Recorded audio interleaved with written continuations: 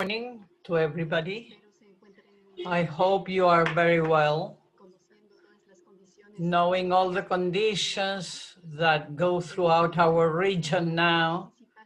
We thank you for your participation today, Tuesday, November 3, on the fourth debate of CLADE's Assembly that during this year is touching the challenges of education in the post-pandemic situation of Latin America and the Caribbean.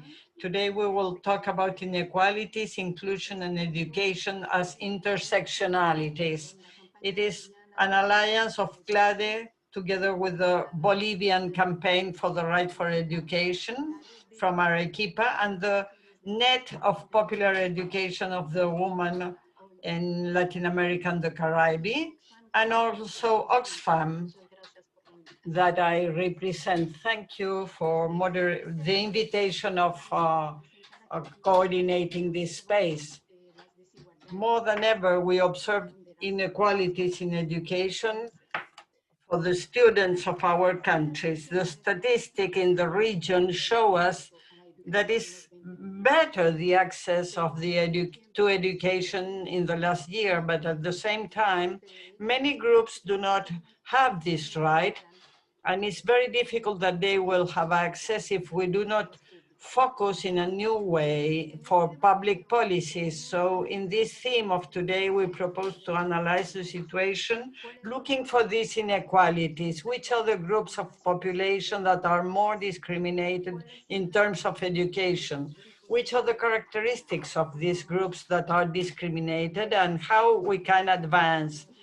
We will be 2 hours together. Karina at the beginning, Tatiani and Munoz will give us a regional view, and then we will look at it from specific regards. Monica Novillo from the gender situation, Vilma Cunningham, or Libertad Pinto, given the situation with the problem situation in Costa Rica, Celeste Fernandez from the people from handicapped people, and Henderson Joseph from the migrations. We will be very attentive to your comments and your questions, and we hope to have about 30 minutes after the expositions to discuss, have questions and answer session, and your comments here about them. So we will have a big space for the chat. Thank you so much, and I give the floor, please, to David. Good morning, good afternoon. We are very happy as the Directive Committee of CLADE to open this panel that is in the framework of our Regional Assembly of CLADE, looking for the census, horizons and census in the post-pandemic human right for education. We want to welcome all of you because it is very important, this debate for the region. We want to say hello to Karina, Werner Munoz. We know about the hurricane that is going through, and we hope that the people from Costa Rica can participate today, Celeste Fernandez, Henderson, and everybody, Monica Novillo, and everybody that is in this space today, sharing this debate, this dialogue, in order to fortify our agenda. So a very big hug from the Directive Committee of CLADE, and this is a great moment for all of us, where we are able to work on our assembly in a totally virtual way, given this context of the pandemic situation. I want to remember that all these gatherings, all these debates, the one regarding youth and regarding childhood, and the education for youth and adult education are all in our platforms because they are open and they can be shared by you, and you can see the videos of the previous events in these platforms. So with this, we start, dear Elizabeth, with this encounter of big personalities of this region, very important people that will talk to us. Thank you. So we start with the regional view, and for that, we thank to Karina Bettiani, General Secretary of CLACSO. Karina is a teacher from the social sciences of Uruguayan University, and she has written several books and publications on many issues regarding education. Thank you, Karina. Please, you have the floor. Thank you so much. I'm happy to be here and to say hello to everybody in this morning that we are here in Uruguay.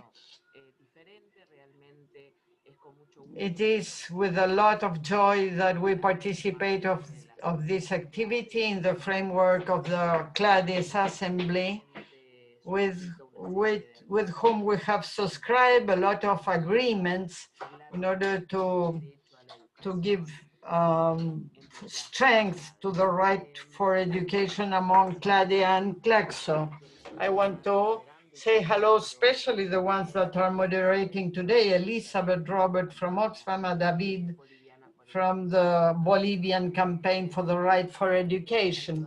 I also want to say hello to all the ones that share with me this table, especially Monica Novillo, the coordinator of the Net for Popular Education Among Women, where I had the privilege of start my activities as sociologist more than 30 years ago, together with Celita Ecker, who was the one coordinating in that moment.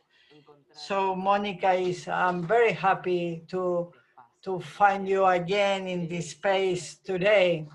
The theme that we will develop today is very important, and it's very important in this ample dialogue that you are trying to promote among different institutions of the South, the global South, the dialogue among South and North in these issues, because if something is clear with this pandemic situation is that no one of us and no country, depending the level that we look at it, can go out by itself alone from this situation. Part of the strategy to find the strategy forward has to do with three notions that we consider very important in the search for those alternatives. The idea of the interdependence, be it individually of the persons as well as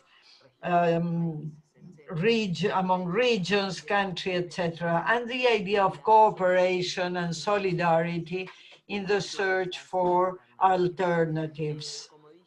So, as I said, we share the objective of the defense for the right of education, not any education, but the education that transforms, that is public, non-religious, free for everybody and throughout all life, and as responsibility then of our states, of the states that could guarantee such right for education.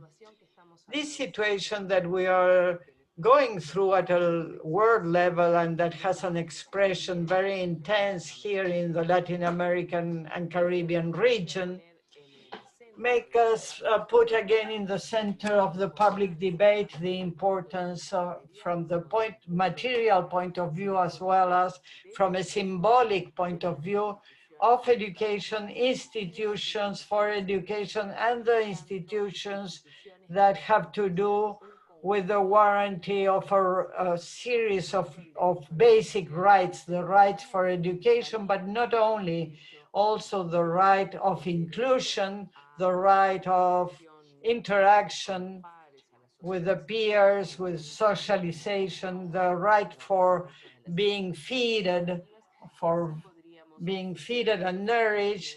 And like that, we could continue mentioning some other rights. The closing, the massive closing of the institutional educations in more than 190 countries in order to avoid the propagation and the impact of the virus that is affecting us, we know that has implied, according to UNESCO, more than 160 million students in the Latin America and the Caribbean that have no more classes, presential classes.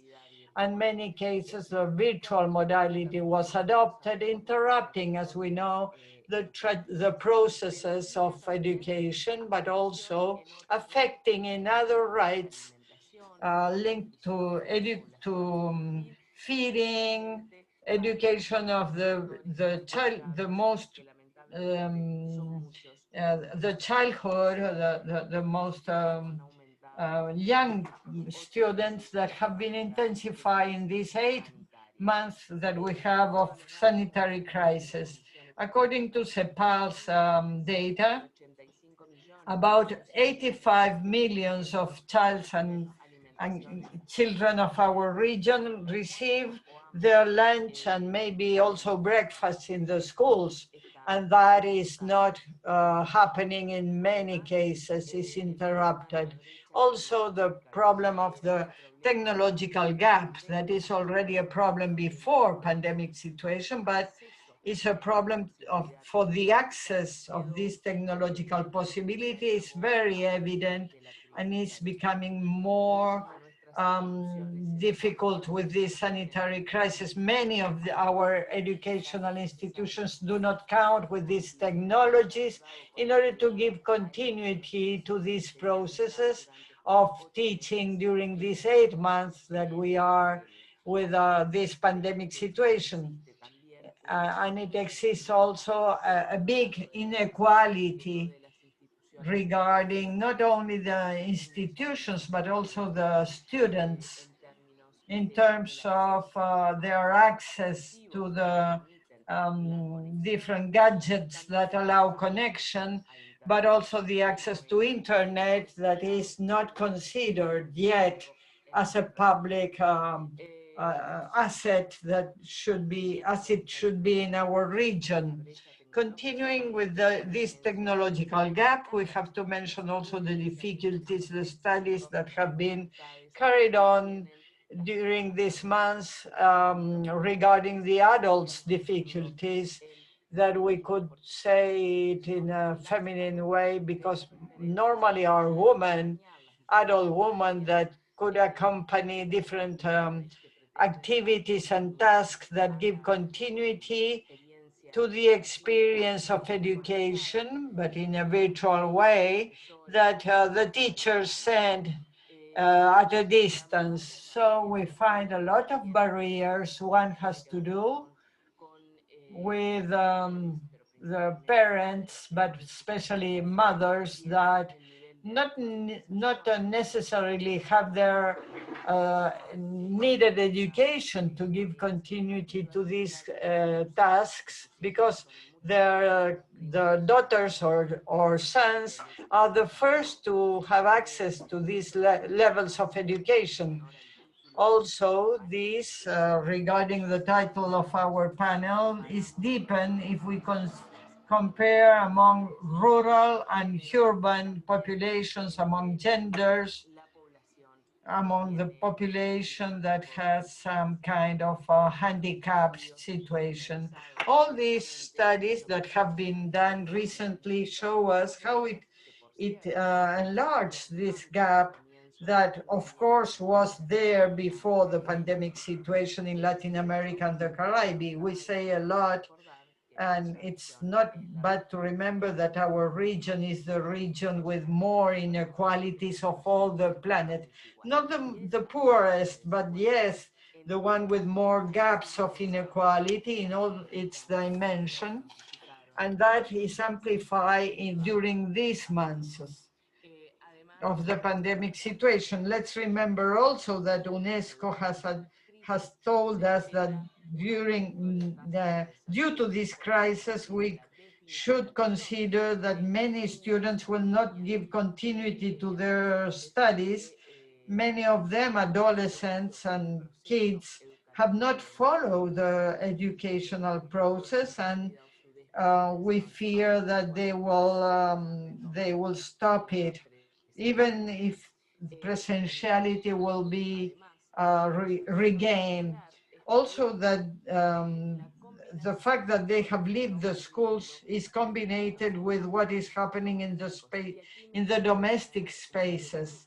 And I want to stop here a couple of minutes in order to mention that the tasks that have domestic responsibilities and also the care responsibilities have never stopped, even given the pandemic situation in its worst moments.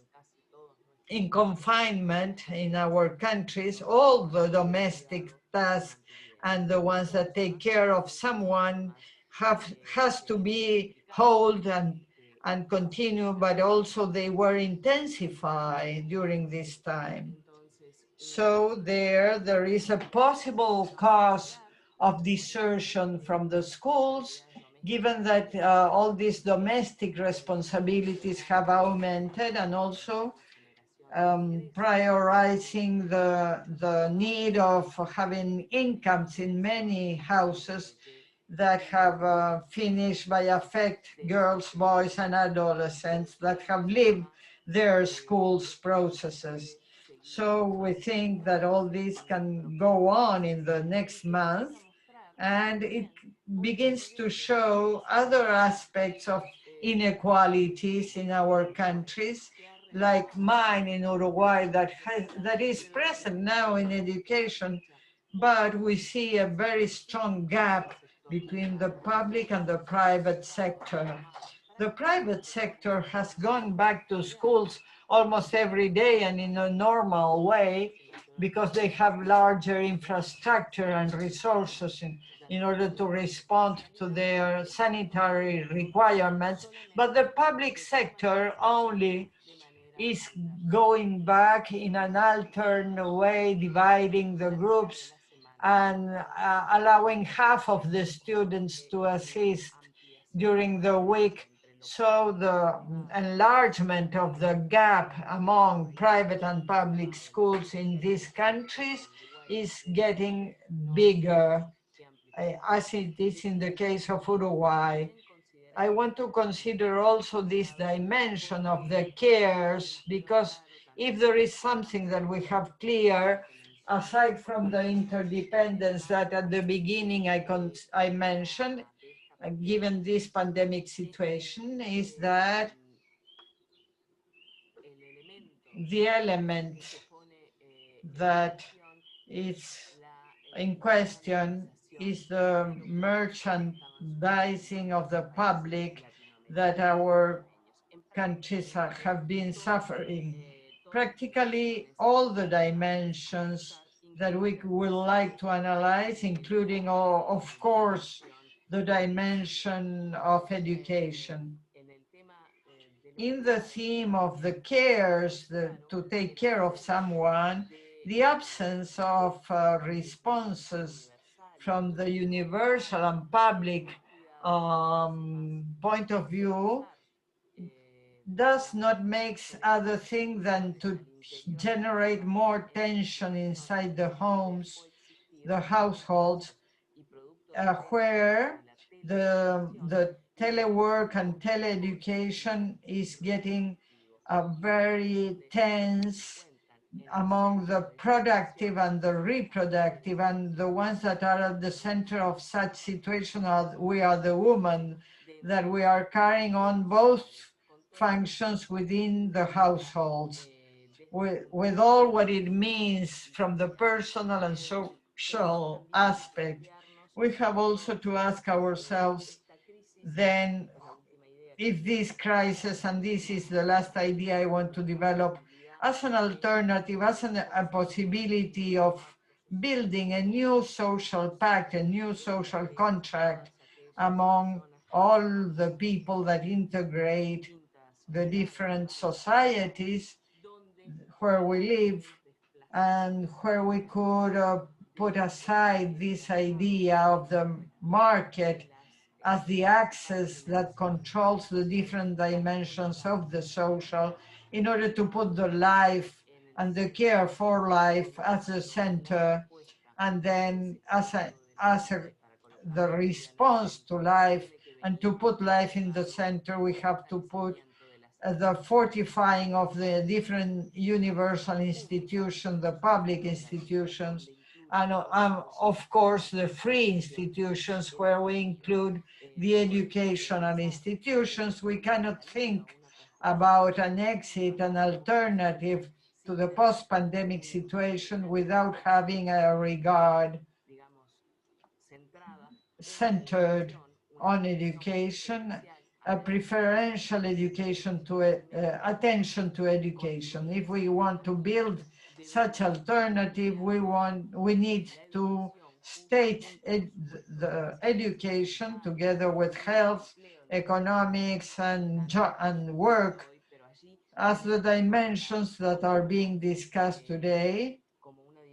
And we have to put this central dimension also, the educational dimension, understanding once more these notions as interdependence, solidarity, co-responsibility, and as a new social contract that can be the alternative that we will build for the countries of Latin America and the Caribbean, if possible in very few months, as soon as we find the exit from this pandemic situation that for the moment is not very clear from the sanitary situation. This is one I wanted to share with you. Thank you so much for hearing me. Thank you, please, Karina, General Secretary of CLACSO, in this alliance with CLADE for on the right for education. I'm participating with these ideas that you share with us in this panel. Then now we will continue with Bernal Munoz as the general view of this theme. He is the Director of Policies of the World Campaign for Education and is an ex-relator of the ONU for the Right for Education. And he will contribute to the debate in our region and in the world. Thank you, Bernard. Thank you and good morning to all. I'm very happy to say hello to all of you, especially to the friends from CLADE in their assembly. CLADE has been very important in the fight for the right for education. For me, it's a big honor to participate in this occasion, and also to all the organizations that are participating today. I will be very brief. Will take as a base what Karina already exposed, since she remembered us, inequalities in our region and in the world in general have determinants that are varied. Several situations as economic situations and cultural situations that not always cross among them, but do not exclude themselves. But all these conditionings and characteristics of inequality are present in the scholar system, in the region and in the world. Let's remember that even if it's true that in Latin America is the most unequal region of the world, inequality is present in all the countries. No, there is no country that has surpassed inequality of gender. So that shows that the context is not a mechanic consequence. The pandemic makes it worse, but the inequalities were there. So the scholar processes also came from industrial modernity, and they are unequal. They were thought and continue being thought as segregational, dividing, and also a disciplinary way of controlling people and society, of market societies. These models of education and these educational systems are inspired in a patriarchal framework that defines the relationships among the people as relationships of inequality. People that have more rights than others and that think that they merit to have these rights more than others, and this is naturalized as a framework. And in that framework established a model of society, a model of state, and stated a model of educational system. And that structure continues to be there, and it's there during all the years, and that is why it has all the sense to change these systems, to change the schools. But it is important to remember that the fight for the changes that we are seeing with a clear concept of inclusion, as Karina was remembering it, does not start and does not finish in the educational ambit.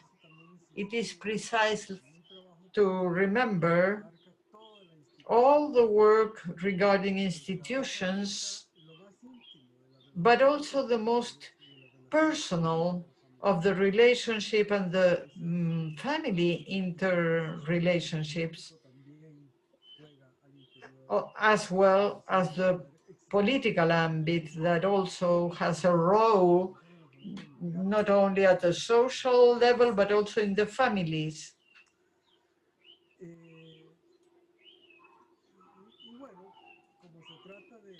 As it is a fight against inequalities and validating the instruments of and the concepts of inclusion, then it has also a lot of meaning to remember that inclusion is not and cannot be a mode. And we have to insist always, because the educational system do not need to adopt inclusion as if it would be something external or inclusive education. Inclusiveness is not another component as other ones. Also, the same concept of inclusive education is a concept that creates problems, theoretical problems, because even if strategically has some sense, it's uncomfortable because it separates the ends of education, the goals, from the idea of inclusion. Education, from a point of view of the human rights, should be inclusive by itself. If it's not, couldn't obtain its goals. So inclusion is a characteristic of the human rights, is a characteristic of an education based on human rights. So it's a component of the right for education, because it's a paradigm that allows to transform the school and transform the nature of the intervention, of the social interaction. That is why it implies a political work that cannot be neutral in the ambit of education, but has to have to take floor for the rights and for the states that historically have excluded people. So education is projected in all the elements that constitute the right for education. So when we speak against privatization processes, we are of course talking about inclusive processes. When we plan a budget and the budget proposes as a resource that will arrive to the communities, the farther away communities, the rural communities, we are talking about inclusive education. And when we warranty the access to education, of course, we are talking of these educational processes of the enormous diversity and the capacity that has our region. This is inclusive education. And of course, from a point of view much more concrete, to guarantee the education to handicapped people to whom we should give this education, it is central because inclusion obliges transformations in the scholar ambit, in the pedagogical techniques, and in the practice of education, knowing that we need to change education, but also change the social realities. And that means that we cannot point towards an inclusive educational model in communities that are excluding communities. It should be a state policy and have all the institutional components in order to include really. And when we refer to pedagogical tools, we cannot forget that inclusion has a story that is rooted in the educational processes. So if we want to make radical changes in the root of education in order to build a global citizenship, the societies that have been privileged need to review which is the story that they teach in their educational systems.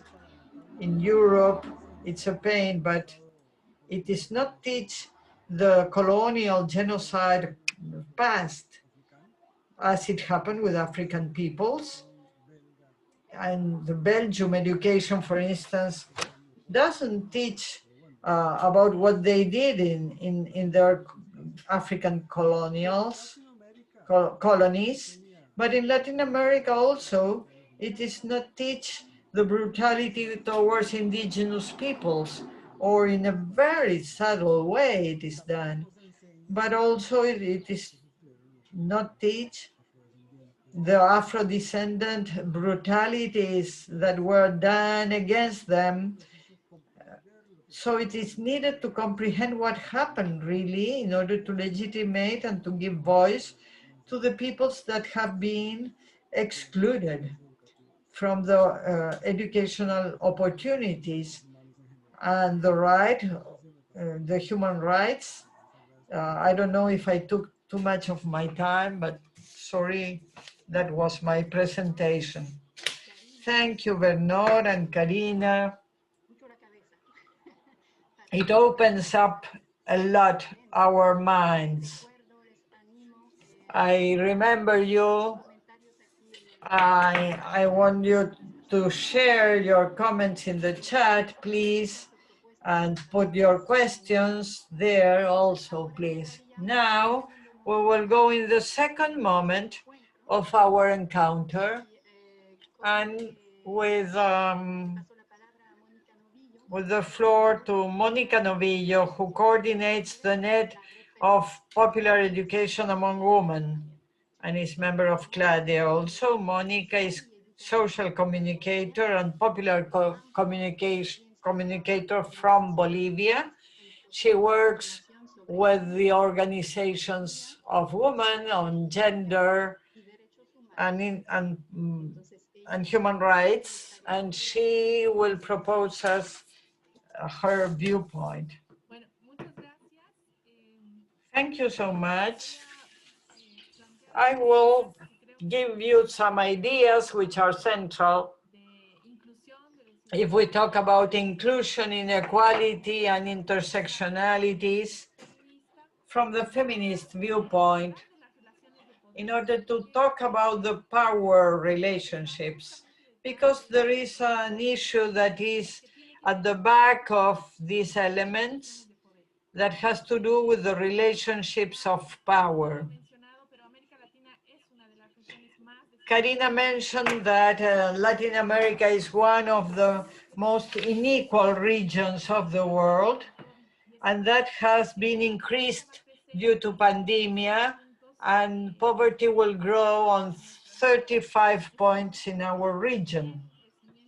That means that we will have a growth on poverty. And how is that translated in terms of gender? We have seen during COVID and the processes of prevention of contagious in the quarantine, it has been one of the strategies assumed by the governments to prevent contagious, and that has especially shocked the woman's life. And there it is where COVID amplifies all the inequalities that have been mentioned and that are not product of the pandemic situation. They were here already, but have effects given to the pandemic situation, amplifying this situation and exposing them. And that is also a possibility, because the inequalities that are not mentioned will never be resolved. Many of these inequalities that we have seen during this period are structural inequalities, poverty. That is maybe the first thing that comes to our mind when we talk of inequalities, that has been translated in many senses, where women in 70% are being in part of the informal jobs, and that makes them in a greater vulnerability for the access to jobs in order to have incomes. And a fundamental element that Karina already stated is the theme of the cares, to take care of somebody's, because during this period we have seen an augment of the need of being taken care, because many of us, we stayed at home, and that invested time of the woman in the task of taking care of some others, but that could go on after the pandemic situation, having very negative effects in the access of girls and young girls and adolescents, and of women also, not only to school, but also to jobs.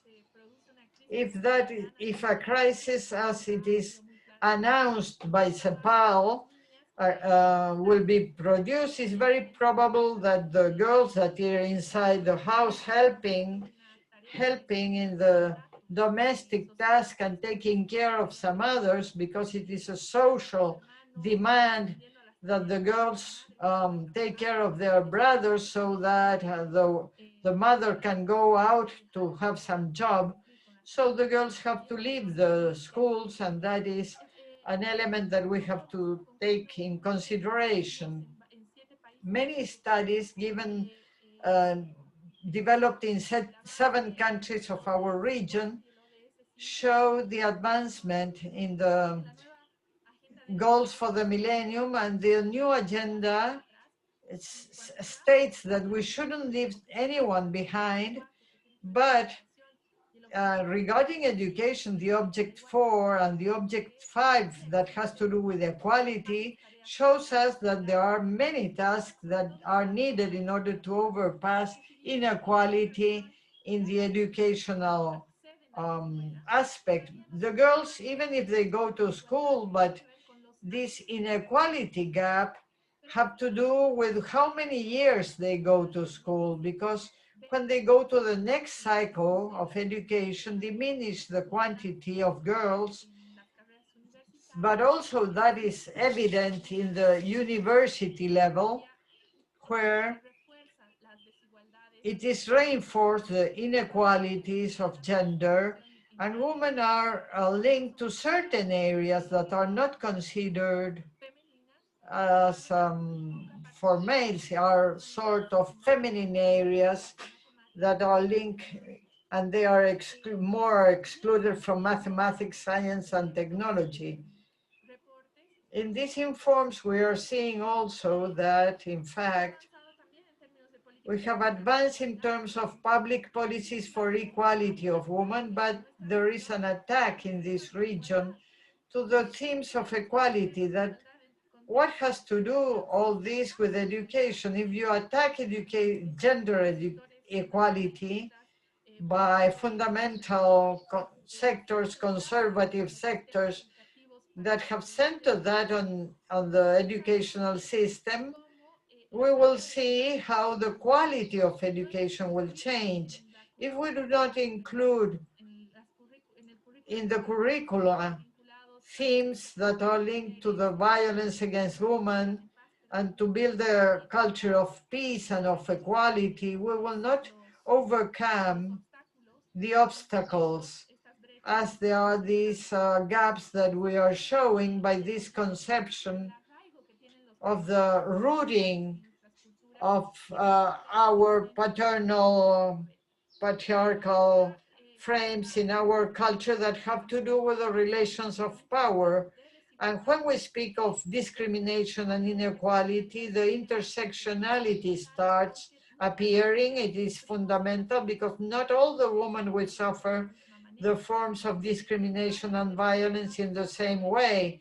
It depends on several factors that have to do with the articulation of these matrices or systems of domination that are translated into particular situations in our bodies, and in some bodies more than others. And there we can see how the capitalistic system, the patriarchal system, and the dominant system of colonial pattern concentrates in particular areas where it is intersected to produce worst conditions to the access to rights and the exercise of our rights. So it is fundamental when we speak of inequality to show these relations of power that exist and that are being naturalized, and there the role of education as a right is a right to education, but also you have to look at it as an element of transformation of the situations that we live daily life and that are translated in violence and exclusion, how the educational system can produce these changes and transform these situations that sometimes are not so clear, even if it is a principle in education. Education usually does not question the forms of oppression and the relationships of power that are produced in contexts where we have, for instance, indigenous or Afro-descendant populations, and we do not question why these populations are the poorest, why they do not have rights, why they are excluded, included the women of these populations that live in their bodies the triple discrimination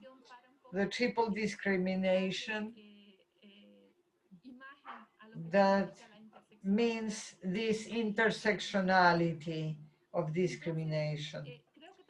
So we have a series of challenges that are evident because to try as our net to fight for a free education, non-sexist education of inclusive quality throughout our life, in order not to center ourselves that on education in the period in which one is young, but on the conditions where it is produced, the educational process, in order to transform these relationships of inequality that are fundamental.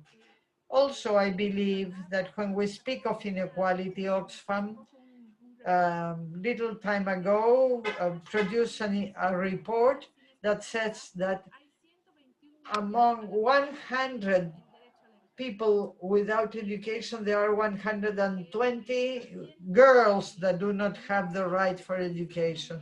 in a crisis, economical crisis as the one we are, there are a lot of challenges, not only for now to be able to regain from the crisis generated from the pandemics, but also to surpass the situations of inequality that are in our history. The ones that are out and do not have access to their rights show the intersectionality among these matrices that generate inequality. By 100 children, 121 girls are not going. So there is 21 that are not attending school, and this gap is there.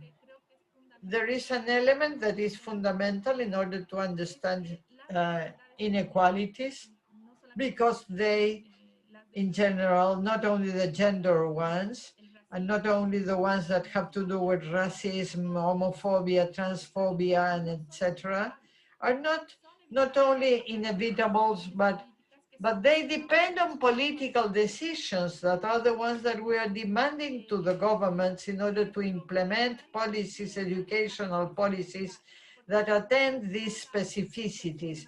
Because intersectionality, what tells us is not to speak about inequalities in general, but which are the actions needed in a specific way in order to attend certain problems that allow to some sectors of populations to have their own rights fully and not to be excluded.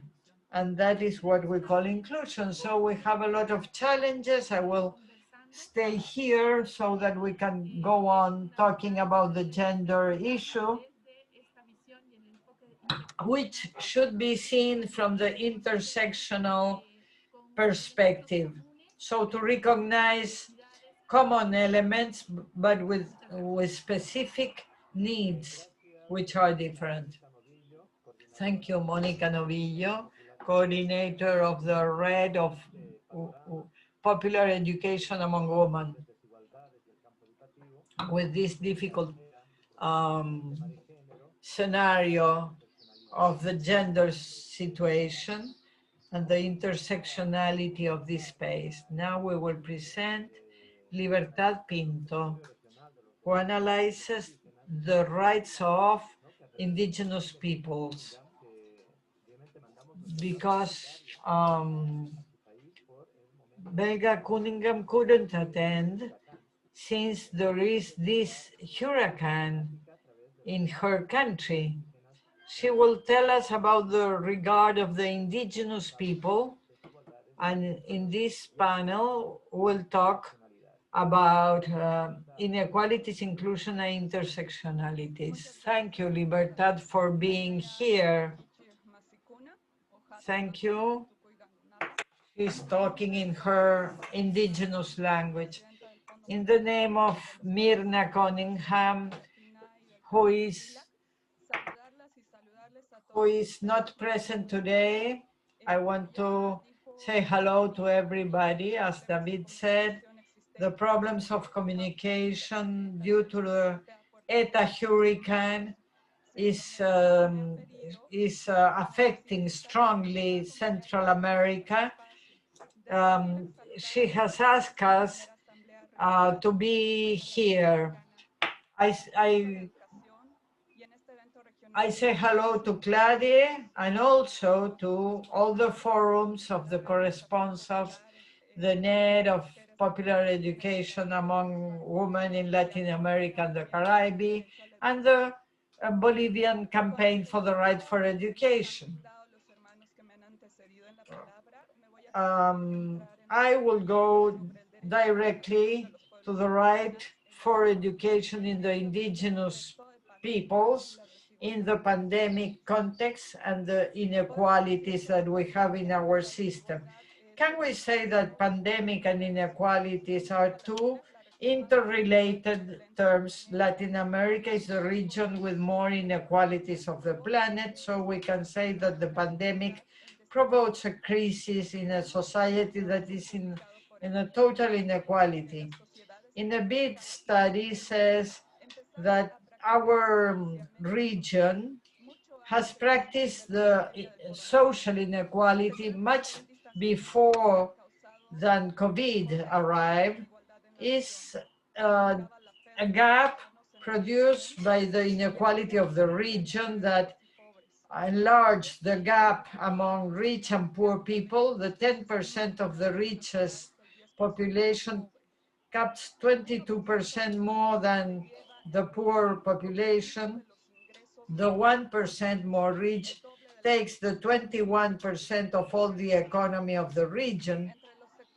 Among all the sectors affected, we find more than 800 indigenous peoples, 60 million people that live in Latin America, and that constitute 6% of the population of the region.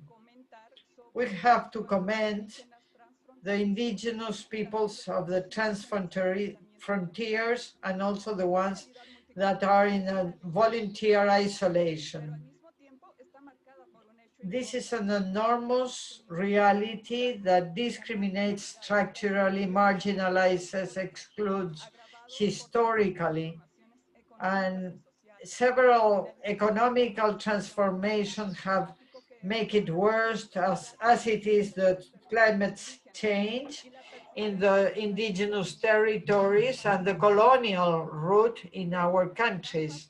That is why many of the indigenous people live in a vulnerability situation, in an extreme situation, which means inaccessibility to many aspects like education, fundamental rights and collective rights. Pandemic has affected in a different way indigenous peoples due to their conditions of life, and because many peoples that have a small quantity of inhabitants, the virus puts in risk the existence of the collective, of the whole little town.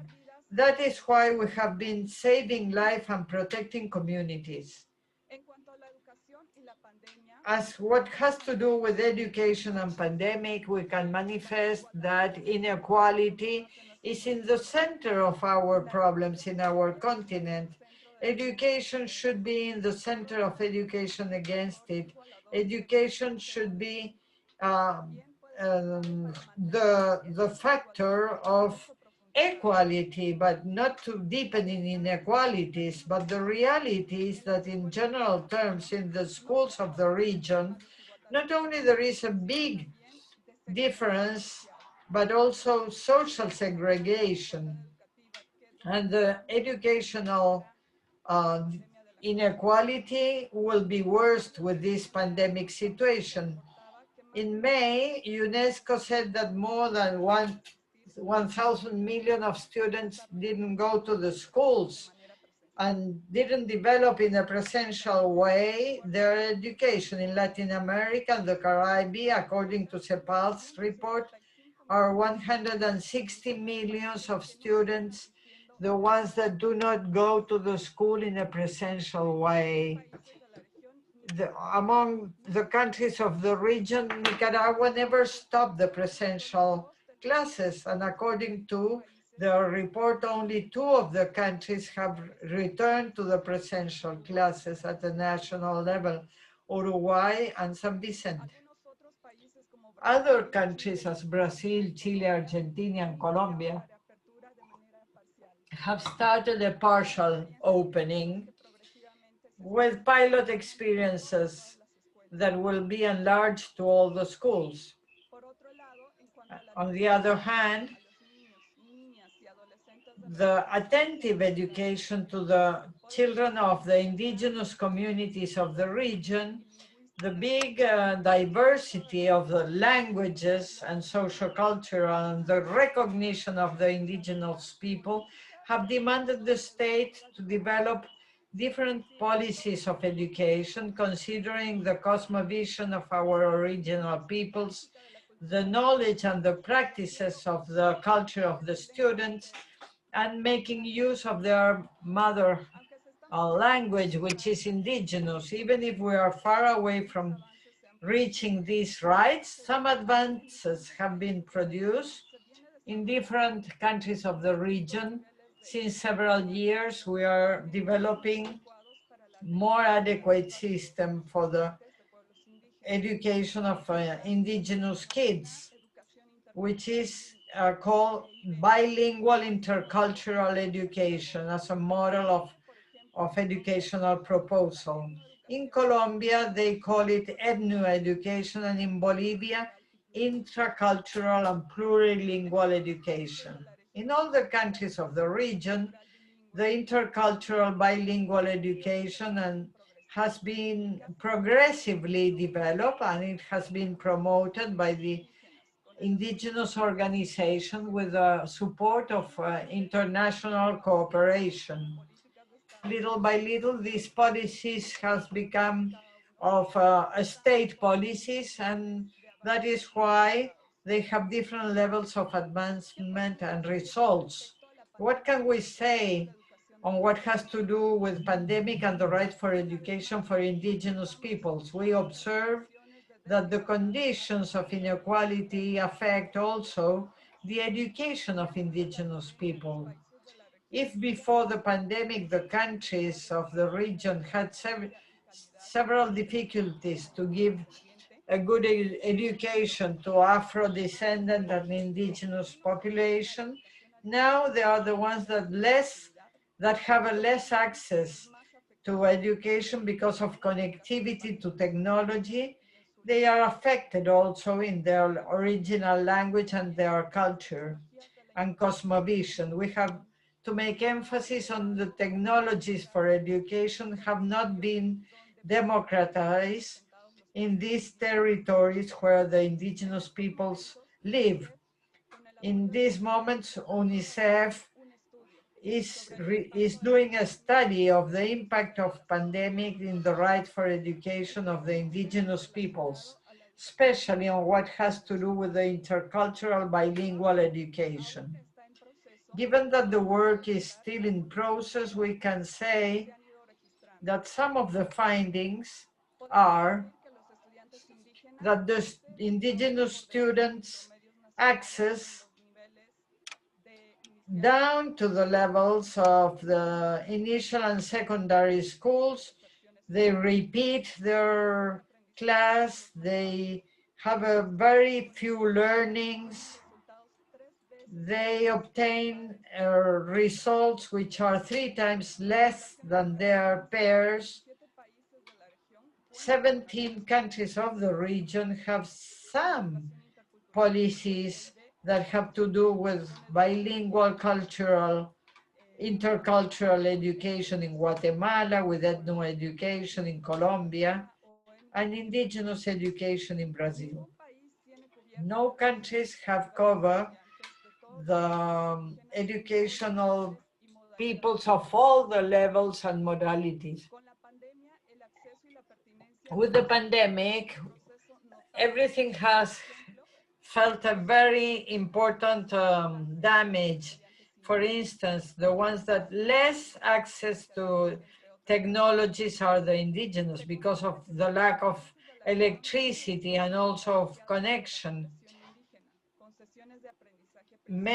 Several countries, 5 in our region, bring education through radio: Mexico, Venezuela, Peru, Argentina, and Paraguay. Other countries as Guatemala, Honduras, Chile, Panama, Honduras, and Ecuador are making efforts to distribute some materials like guidelines in some original languages, as it has happened in other areas like health or prevention or solidarity. And the indigenous communities are not stop acting.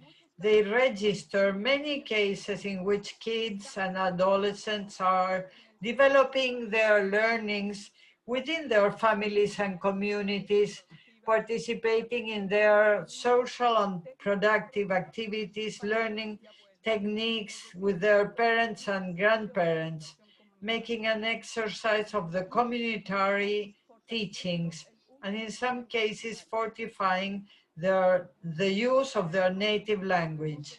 In order to conclude, I want to say that as the special relator of ONU said already, we need to, the inequalities is part of the discrimination, and to eradicate poverty means to build communities that are inclusive, that pass from a charity viewpoint to a one based on the rights. This has to do with the indigenous people. It's not just poor and vulnerable. There are collectives or peoples that have been placed in the situation of poverty and vulnerability because they have been taken out their lands, and during centuries they have been covered by invisibility. Pandemic has shown that these peoples and collectivities have their culture very much alive due to their knowledges that have been able to face in many of the challenges provoked by this virus thanks to their cosmovision. This we need that they develop according to their conception of the world. It is not a problem of charity, but of assuring rights. In that sense, education is very important, and that is why any policy of belonging of a culture needs to have an educative system adequate for that.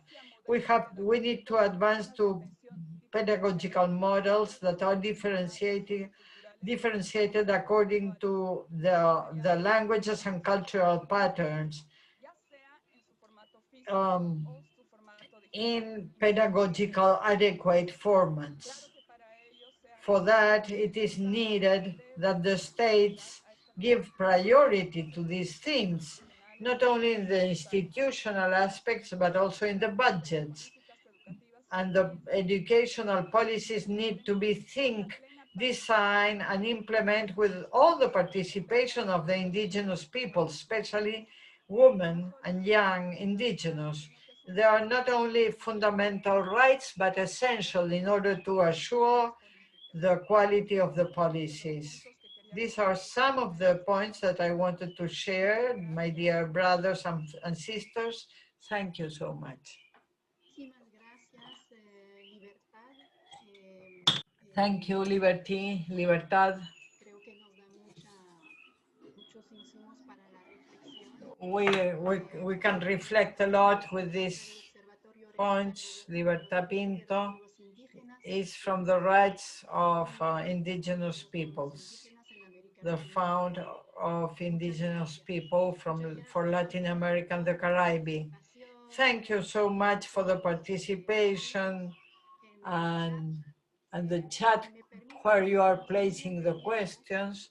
Since we have some time, I will read some comments or questions, but then we will continue with the other two interventions. So I will give you this retroalimentation, this feedback.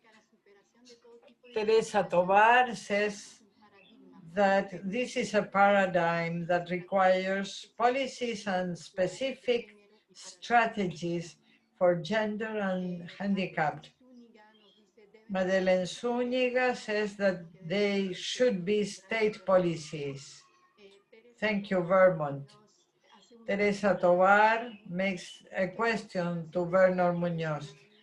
What do you think about differentiated citizenship concept?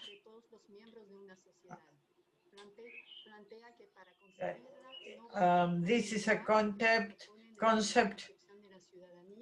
that considers universal citizenship and gives new and different answers to the problems.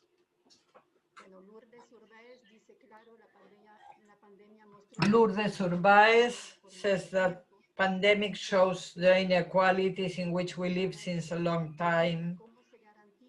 And Pedro says, how do we guarantee a real inclusion if the states do not fight for the most excluded of society?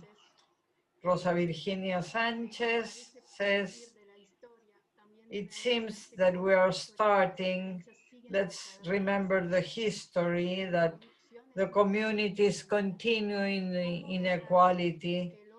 How should we achieve that the teachers should have inclusion in their formation so that they will have it since the beginning of their formation? We have some responses, but we can continue talking about this. Pedro Acevedo says we have our own agendas in our countries, specific problems, but that are violented with the inequalities and the policies that impose us a language and a reflection with the resources that they have. I think that we should have more real agendas, liberating agendas. Now we will regain them, but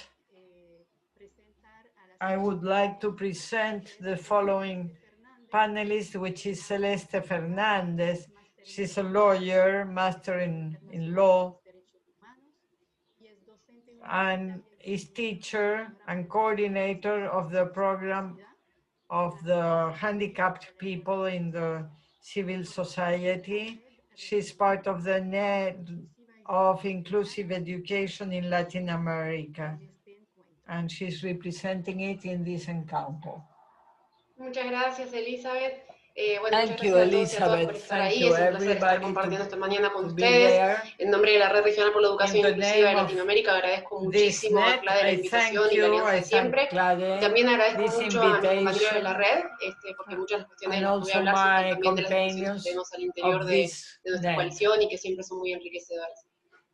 Voy a empezar con una frase que escuchamos mucho en estos meses y es que la pandemia del COVID-19 visibilizó las falencias que tienen nuestros sistemas educativos, profundizó las brechas existentes, ¿no? Y el caso de las personas con discapacidad no es la excepción, porque este grupo una vez más quedó atrás. Una vez más se vio privado de su derecho a la educación, que es el derecho a la educación inclusiva, en escuelas y aulas regulares con los apoyos que cada estudiante necesita. Ya el Alto Comisionado de Naciones Unidas ha dicho que el derecho a la educación es el derecho a la educación inclusiva, en línea con lo que mencionaba Bernard, la inclusión no es un componente más, ¿no? Entonces, todos los problemas que voy a mencionar hoy tienen su origen en ese modelo de escuela que ya teníamos y que fue pensada para un solo tipo de alumno. Entonces, partimos de escuelas rígidas, homogeneizantes, capacitistas, para las cuales aquellas personas que se apartan de lo que, entre comillas, se llama la norma, tienen que ser excluidas o segregadas en una escuela especial o identificadas con etiquetas, ¿no? El que no puede, el que no rinde, el que tiene mala conducta. Entonces, partimos de escuelas regulares que no concebían a las personas con discapacidad como alumnas legítimas de las instituciones, que consideraban que pertenecían a otros espacios. Estamos hablando de un colectivo que fue sistemáticamente y históricamente discriminado en el sistema educativo, y no solo del acceso a las instituciones educativas, sino también en los modos de habitar la escuela. No es solo una cuestión de estar o no estar en la escuela, sino de cómo se está y si esto efectivamente se puede considerar estar. Las personas con discapacidad siempre fueron las no presentes, ¿no? Las no presentes en las aulas, aun cuando estuvieran en ellas físicamente, las no presentes en los recreos, las no presentes en las evaluaciones, las no presentes en las planificaciones de clase. La diferencia es que ahora esa no presencia, digamos, es mucho más visible. Entonces, para comenzar un poco con el análisis de las barreras que vimos durante este contexto, lo que estamos viendo en nuestros países es que es esto de la falta de accesibilidad de la educación virtual, ¿no? Desde la accesibilidad de las plataformas virtuales, que en muchos casos, por ejemplo, contienen información que no puede ser leída por lectores de pantalla, y de los materiales de estudio, que no se proveen en formatos alternativos, en muchos casos, en lengua de señas, en braille, en lectura fácil, etc., hasta todo lo que tiene que ver con las dinámicas up de to clase, all the ¿no? Que no class suelen contemplar las dynamics características y los intereses that de las do not personas con consider discapacidad. the Esto de, interest bueno, me or siento frente a una computadora y characteristics hablo, of the hacemos un people Zoom colectivo y that luego are enviamos handicapped. tareas individuales y So listo, I ¿no? sit in Eso front of hace the que muchas computer personas con and I discapacidad speak. Many people with vayan perdiendo el contacto con la handicaps escuela. cannot Y esta have the realidad obviamente no contact with afecta the solamente a las school, and personas con this discapacidad, reality does not pero affect sí hay una only the cuestión de que people los with particulares obstáculos que handicaps, tienen que enfrentar por la but falta de several apoyos y ajustes obstacles y el that mayor people tiempo have que sus to familias, y face, en particular and las mujeres de la familia, the tienen que time dedicar a la that educación the ante family el members have desentendimiento to de las give to escuelas, porque sabemos que en education el caso de las because personas con the discapacidad schools la are not educación recae functioning. más sobre las familias, Now the family has to take care of a hace que lot tenga un of impacto functions desproporcionado in sobre este grupo. education, Y ni makes hablar de cómo that ese this impacto se group is exacerba much cuando la more discapacidad se cruza con discriminated, otras because identidades discrimination vulnerabilizadas, also en línea con esto had que to veníamos do hablando de la interseccionalidad. with the intersectionalities. Entonces, So otra cuestión que vimos en varios otros países, another sobre thing todo that we are al seeing comienzo de la pandemia, is that es at que the la labor del beginning of the personal de apoyo a la pandemic, inclusión se empezó a discontinuar the por dificultades support en los for traslados, por el inclusion to trabajo a education distancia, por problemas con los pagos de was honorario, etc. Y estos not inconvenientes, que son being preocupantes en sí given mismos, se because of vieron many agravados por el hecho de que las inconveniences personas con as discapacidad transport tradicionalmente fueron concebidas or como many other estudiantes de things los y that las given profesionales de apoyo.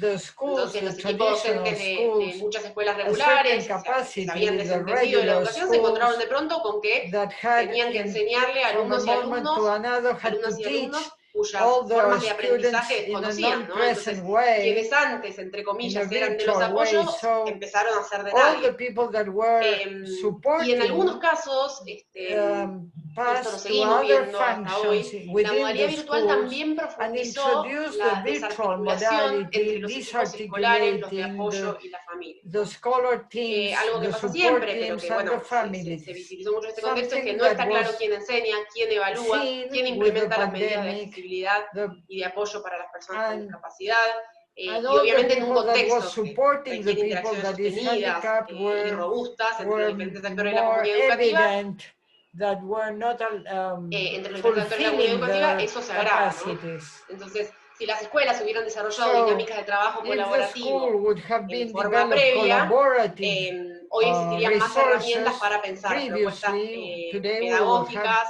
y several didácticas desde la other inclusión. abilities, but we don't. Entonces, es indudable que el So COVID-19 nos it is impone evident that obstáculos, pero como toda crisis COVID-19 también nos imposes deja its aprendizajes que nos obstacles, but as a ayudan crisis a also revisar la allow escuela de us la pre y de la to post-pandemia, learn ¿no? things Entonces, before and nos invita a after repensar qué pandemic, enseñamos, cómo and lo so enseñamos, por qué lo invite us enseñamos, to nos hace review replantearnos what el do we sentido de la teach, how do enseñanza we y la teach, finalidad de la educación. why do we teach those Entonces, contents, como para and which is identificar the objective of algunas posibilidades, education. algunos caminos, So to have certain algunos roads posibles aprendizajes que open, esto nos puede so dejar. some possible Por un learnings. lado, esta cuestión de la mayor visibilización de las barreras que We venimos hablando see tiene su costado the positivo. Y es barriers básicamente que las in personas con a discapacidad very son menos important invisibles que way, antes, ¿no?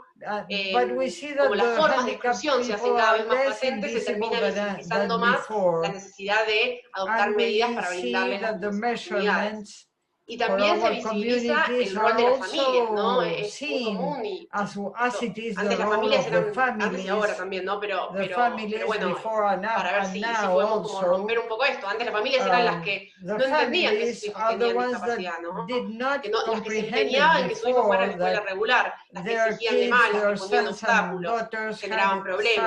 some Pero ahora se handicap. hizo más patente la But necesidad de now it trabajar de la is mano con more las evident familias, that sin we perder las have to funciones que le work with compete the a cada actor en el families, sistema, ¿no? together Pero with the families. esto las posicionó como un actor So this central. position Y the sabemos que uno de los families pilares de la as a educación central inclusiva actor. es el trabajo And we conjunto know that con the familias y inclusive estudiantes, con lo education cual has to do esa with the valoración families and de las familias como students. actores centrales no tenemos So que the value perderla of the luego de que pase esto. families as central Y también se actors, empezó a visibilizar esta we have cuestión de to garantizar la show it. accesibilidad, ¿no? Hay And also docentes y funcionarios y accessibility funcionarias was públicas seen que están very aprendiendo algunas clearly in cuestiones de public accesibilidad policies, y muchas de las herramientas que están and they entendiendo hoy are podrán the ones permanecer that y do podrán ser llevadas the public eventualmente policies a la are presencialidad. learning to include this Y hay otra category. cuestión And there en is este contexto que another es muy thing interesante, in que es el this tema de los context that is very agrupamientos, ¿no? interesting, Esto el otro día me lo which comentaba is Pilar Covenies, que es otra integrante Pilar Coveni de la REI, a quien was tengo el placer de conocer y que commenting trabaja muy this cerca the con las other escuelas, day. la recomiendo que si les interesa el tema lean She todo is lo que part produce, las charlas of a acá, porque es net that elemento de work with inspiración. us. Y ella lo que me comentaba es que She was la telling virtualidad us permitió that trabajar en virtuality agrupamientos de allowed estudiantes, to que se group realizan with no en groups of función de un students diagnóstico, that are ¿no? sino en not función de criterios grouped didácticos. Entonces, por ejemplo, se because of agrupa alumnos que necesitan diagnosis, reforzar but ciertos temas. of a Entonces, en la presencialidad de esos of a agrupamientos muchas pedagogical veces tienen un efecto criteria. segregante y So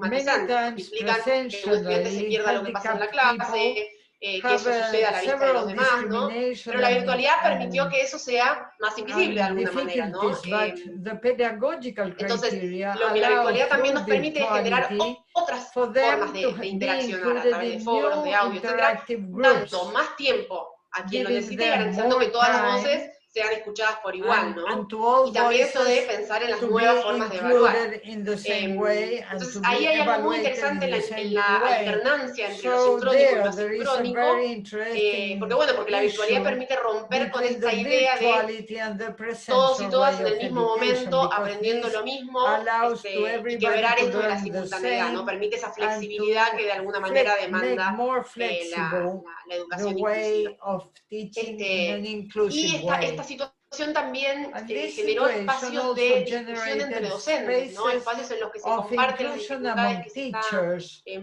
that enfrentando, face y en los que se difficulties piensa cómo, por ejemplo, and motivamos that a los think estudiantes. how El to tema de la motivate motivación the es histórico, pero digo, students. resurgió ahora con más fuerza. Motivation is a Y ese historical encuentro entre issue, but docentes, ese now apoyo entre was pares, more es algo que hay que sostener después de intense la pandemia. Los países what que avanzaron en has to educación inclusiva be muestran la maintained importancia de que after las pandemic situaciones is que this plantean desafíos kind of se interchange resuelvan among a partir del trabajo teachers. conjunto, de So la to reflexión resolve colectiva. Y eso together this permite kind of vislumbrar problems, algo, and ¿no? De este this perfil de docentes allows us reflexivos, que también son fundamentales para la educación go to inclusiva, a ¿no? Estos way of docentes que teaching that is much problematizan sus more formas de enseñar, que se reflective, repiensan permanentemente teachers y que se that hacen see preguntas sobre cómo mejorar la groups enseñanza. where they can Y notice finalmente, esta situación también nos and look permitió for problematizar y solutions cuestionar among de raíz different el groups, and argumento this de no estoy allow us to preparado, ¿no? Que go suena to problemático the para cualquier grupo argument that de says personas, always pero I'm not se naturaliza prepared. Many absolutamente para las personas teachers con said discapacidad, that ¿no? I'm En not el imaginario prepared colectivo este regarding handicapped argumento people, funciona but como this un argument legitimante de la does not remisión a escuelas function especiales o de la derivación de la in responsabilidad en otros this profesionales moment que no where son everything is los y las virtual. docentes, ¿no? Esto de, bueno, yo no estoy preparado, entonces que lo eduque otra persona o que vaya a otra escuela. Many Ahora yo me teachers says pregunto, ¿qué you need hubiera pasado si los to a docentes en este contexto handicapped decían no estamos students, you preparados, need ¿no? to No estamos be preparados para la educación virtual. prepared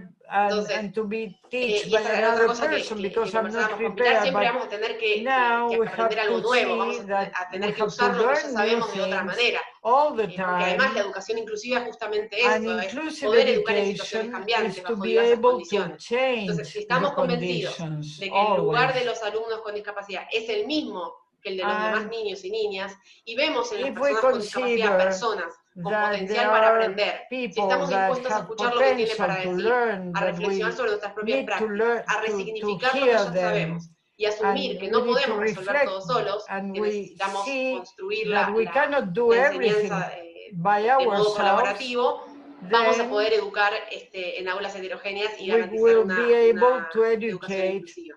in an Entonces esto nos educational enseña way. que lo de la falta de So preparación no es una the excusa lack of para negar el derecho a la educación preparation inclusiva, will not y be que an más allá de que la formación excuse, docente sí tiene que repensarse, siempre va a haber situaciones inesperadas que demanden soluciones and will always be innovadoras. unexpected situations Entonces la that will pandemia nos require dejó cosas que nos muestran lo innovation que and no debemos hacer, response. lo que sí, otras cosas que debemos profundizar, y viene recordando básicamente la urgencia de transformar nuestros sistemas educativos, ¿no? Nos muestra que el modelo tradicional de will need escuela to es transform obsoleto, our es educational expulsivo, y que system no because podemos our volver school a is esa normalidad. obsolete and we Entonces nos cannot da la return oportunidad to de that problematizar y normality. transformar nuestras políticas, So nuestras we have to culturas, nuestras transform prácticas, y our de generar policies, nuevas our miradas practices, sobre la enseñanza. Y ahí and me gustaría have a finalizar new tomando regard dos frases de dos grandes towards the referentes en el teaching. campo I de la want educación to inclusiva, end que up son with Ignacio Calderón two Almendros y Francesco important Tonucci. Ignacio phrases. dijo, sobre este punto Ignacio necesitamos said, recuperar la escuela, pero we no need cualquier to escuela, una escuela regain que the asegure la school, but presencia not verdadera. any school. Y Francesco dijo, si el virus And cambió todo, la Francesco escuela said, no puede seguir igual. without a Así que change básicamente of eso the eran school las ideas que quería cannot compartir con go ustedes. Les the agradezco same way. mucho y Thank quedo a you so disposición much for por si this hay preguntas. space. No, No. Thank you, Celeste.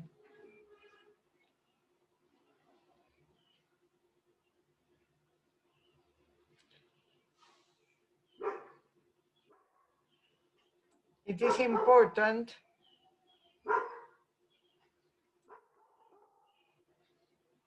I will read another comment of Soledad Ruiz. If women are already poor because of this system, how we will give visibility to them? What happens to them? To what should we include ourselves to this model that degrades, that assassinates us? We cannot think in an inclusion of a system when half of Latin America and the Caribbean suffers violence because of this system.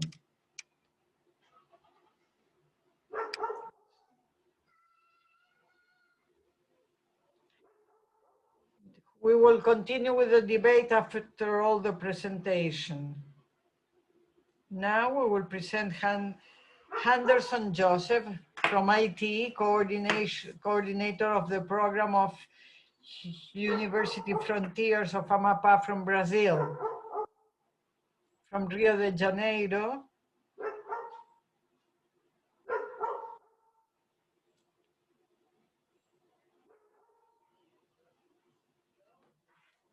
he will see the regard of the migrants population. Welcome, Joseph. Good morning. It is a pleasure to participate in this panel. I thank the invitation. I say hello to everybody.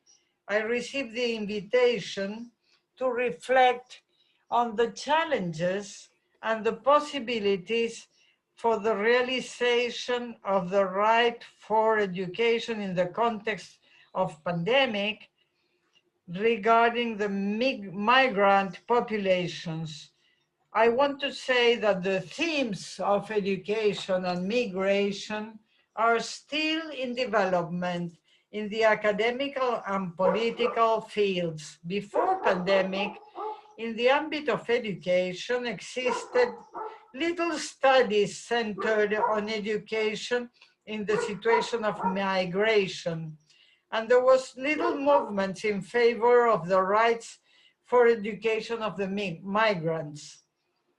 Regarding the studies of migration, it is not different. The studies of migration that favor the perspectives of education in the migration field. One of the factors that help to explain this is the fact that the majority of the times migration is associated to work.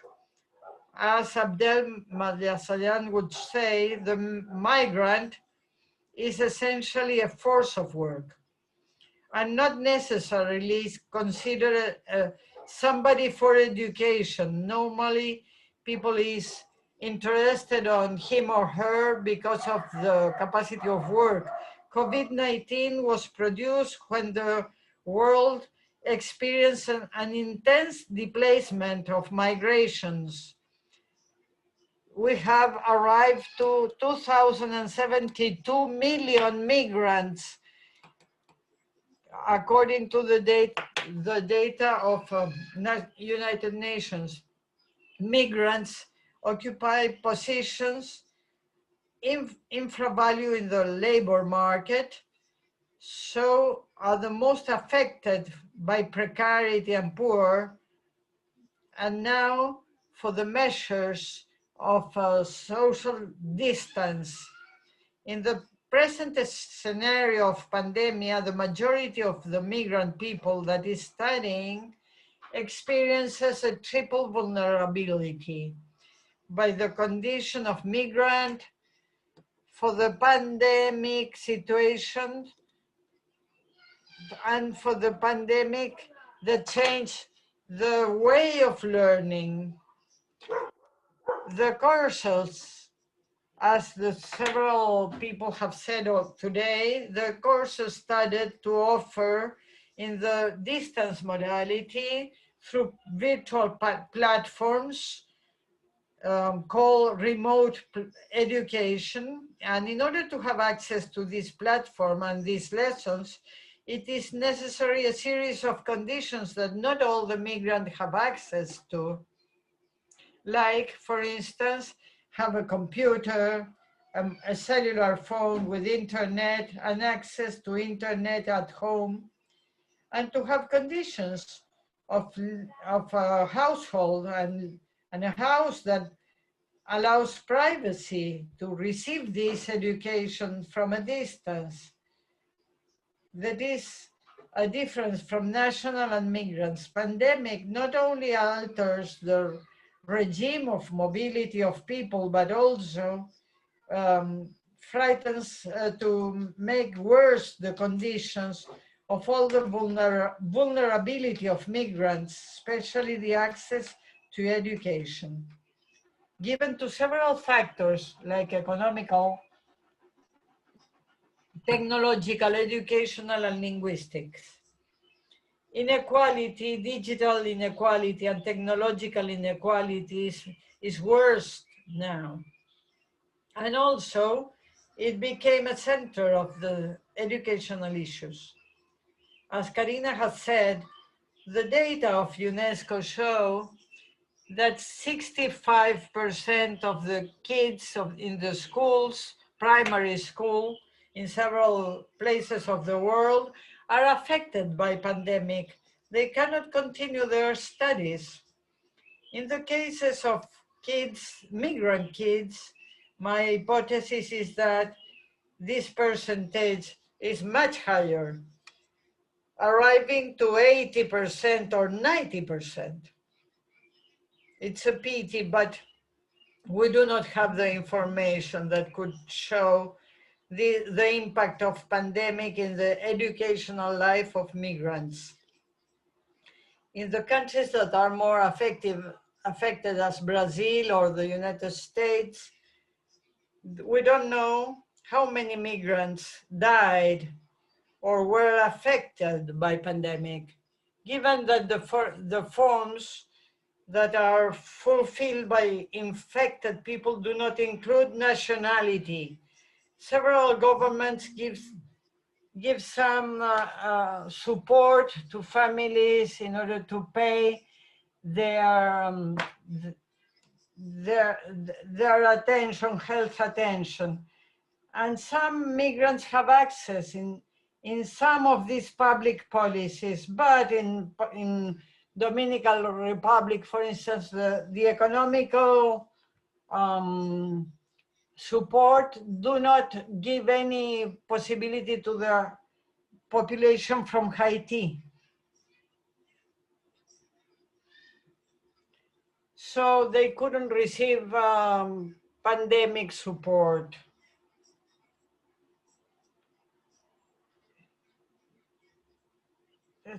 In order to buy technological tools to assist the classes. And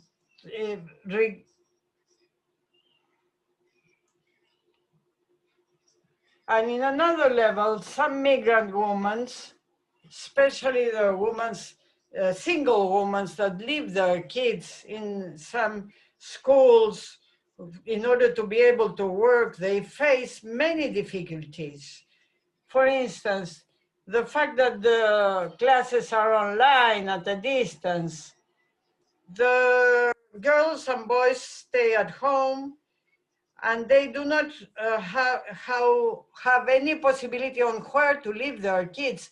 Some who are at home with their kids, the fact that they do not speak the language of the country, which is the case of IT people that live in Brazil and do not speak Portuguese, have difficulties to help them to continue with their virtual education from home. Several initiatives have been carried on, like the Municipal Secretary of Education in Sao Paulo in Brazil, together with the International Organization of Migration, translated books into English, French, and Creole so that the parents of the kids could orient the educational activities at home. It is another scale, and some migrants have been affected by unemployment and to have the money to be able to support the education of their kids that stayed in their original countries.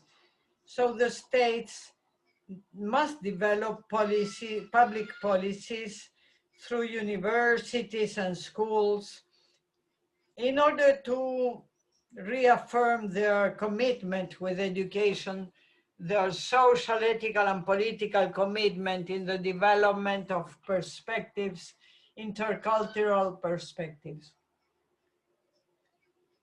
Putting emphasis on diversity, social justice, and in order to attend migrant people with different cultures and different religions, it is necessary that boys and girls, migrant, will be welcome in the schools. And for that, it is important to produce books that consider the migrants in the school, breaking this perspective of education that is that looks for assimilation, but rather to put emphasis on inclusive education, not only for nationals, but also for migrants. One of the big challenges after the pandemic is participation of institutions, of educational institutions and research on the studies for migration and education. We need more money in studies for this theme. These institutions must participate in the fight for the rights for education for the migrant people. We are each time more convinced that education plays a clue role on the fight against the multiple inequalities like xenophobia, racism, sexism, against women, migrant women, and the exploitation in the childhood work. Another challenge is the mental health of migrant population during the pandemic. It is not exclusive, of course, of migrants, but the fact of living the pandemic far away from the original country, far away from the families, and to have to face difficulties and many times to be without any news from the family could have several difficulties in the mental health of migrants and will not help the ones that are studying to concentrate on learning. Finally, it is important to say that the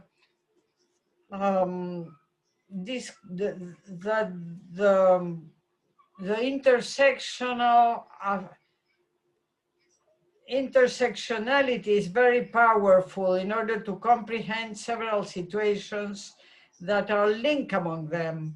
Intersectionality, for instance, among class, gender, race, migration, nationality, and education. In order to make operative this dimension, this intersectional dimension, the educational institutions are privileged place where they have to form a welcome way of gathering the students. They should be open to learn with and for the students. So this inclusive education should advance and go to a liberative education, that the pedagogical, for instance, of Paulo Freire is crucial in order to think in an emancipatory education, open education, that will be different for the migrant peoples. Thank you very much. Thank you, Anderson. We have many comments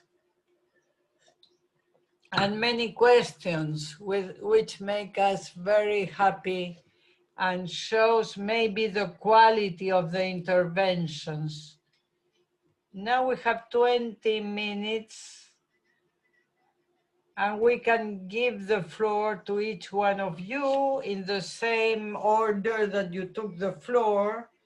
And I propose to read different themes. I propose to read several questions that have a name, but some others are regarding public policies or gender, so I propose to read them, and then you can react as you prefer. In gender, we have that the report shows us the women that are most exposed within each country.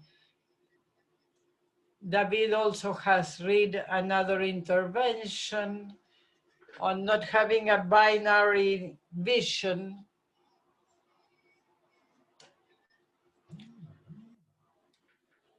Bernard has read it.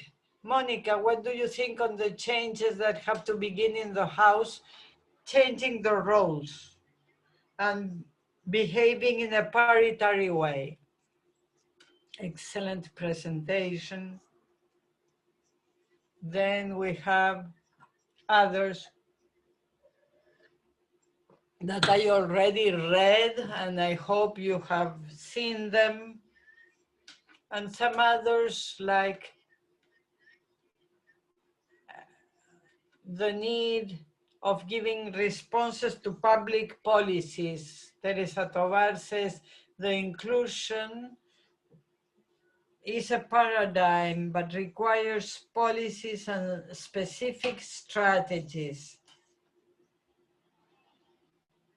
Madeleine Zúñiga says they should be state policies, and that is why we should try. Pedro Acevedo, how do we guarantee a political, a good education if the states do not have policies for the poorer? The pandemic showed the big gap between the social and the education. The government should use their local leaderships and give new ways of responses. Jose Marcial Mendez says the pandemic has shown the big gap. I read it already. Cadio Santana from Dominican Republic yesterday started the public education for all the country in a virtual way, and a private also. It had started on October. There are many inequalities, not because of the pandemic, but because it was there before.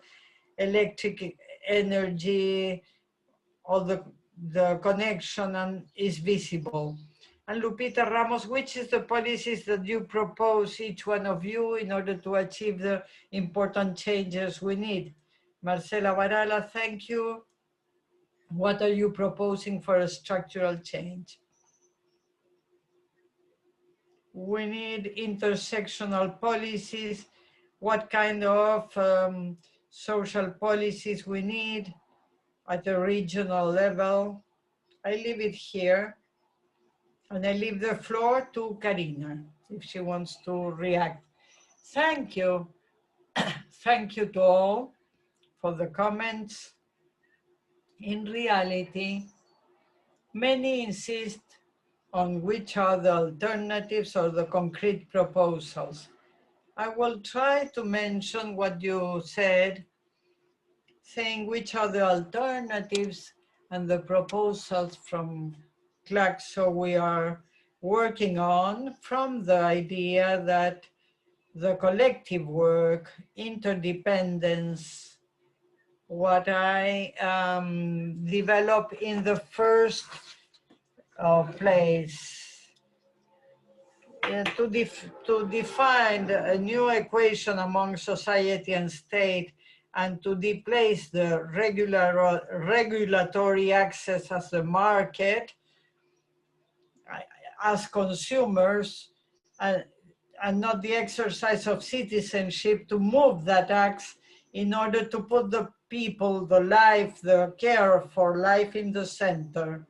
For that is the opportunity to express and design a new social contract that should have some ideas. I will name 5, 6, that could be the basic access. The first one is to redesign the economical model, to state the debt, the external debt, and the basic income, universal basic income, as elements, structural elements. The second is the need of fortifying the democracies. And I say it in plural because this implies to push a dialogue among different organizations, states, and actors in order to return to more participative democracies, more solidarian and more cooperative, and not the orientations of competition or of works as models or of organization. The third one is the idea of pushing the universal access to health, as pandemia show it, and also the universal access to education, as we have discussed here, as basic rights. And the fourth, the need of including the environmental dimension, and to build this new relationship with the environment that allows to maintain the life in all its forms. The fifth, to rethink migration and human mobility, recognizing migration and mobility, human mobility as a human right also. And the sixth, and here I finish, do not worry, to diminish the gender gaps, as it was said here, to put the political dimension of daily life as a structure and access for these new relationships of gender. I think these are the basic challenges. Something happened with my video, okay? Just I noticed. These are the basic challenges and are the basic ideas that we are pushing from class. So thank you. Thank you, Karina. And also from the multiple questions. Bernal, maybe you want to take some, but there is a specific according to differentiated citizenship. And it states that it's not enough with a universal citizenship, but with a response to all the different needs. What do you think about this differentiated citizenship, Bernard? I agree, because the worst inequality is the equality among equals.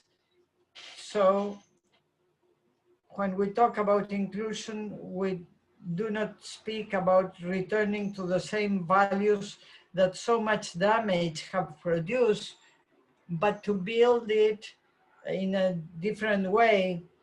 I think that the citizenship that we can speak about is the exercise of the rights and responsibilities that we have. That is the concept of citizenship that we need to rescue, understanding that those rights and responsibility have a historical view that the peoples need to do to bring to their daily practice. That is the kind of citizenship that I refer to, and not to a sociological concept that is linked to a series of associations that I do not share. So in order to advance in that idea, we have to see not only the education, but all the institutional format, the patriarchal format that is based on all the inequalities in order to advance to a culture of human rights, equality, and rights. That framework has to arrive to education, not only as a practice, a pedagogical practice, but not only as contents for education, but also as an institutional model, considering what Celeste already explained, and Anderson also, is a model that exploits inequalities in its vision to reinforce itself. I think that the only model is to do a new re-lecture from the public system. The public system is the one to reinforce a model of inclusiveness and of human rights in education, which supposes investment in education that favors the populations that have been historically suffered the discrimination. I think that the bet for political inclusion has to be taking consideration the incorporation of diversities of which we are talking. And from this point of view, the migrants, the handicapped populations, for instance, should have a central protagonism. We have insisted that the people with handicaps be incorporated as an option of public policies in the exercise of teaching, and such is the case also of indigenous people and migrant populations. We need also to treat and to try to rescue the ideas of our ancestral populations in education. And it's a good idea to tend to feed with these ideas and with what has functioned for them, our systems of education. Thank you so much. Thank you, Bernard. In the chat, we couldn't share everything, but some people have shared some initiatives that have been taken from the territories in order to face this situation. Now I leave the floor to Monica. Do you want that I read again some questions? With your microphone? Yes, with your microphone. Thank you so much.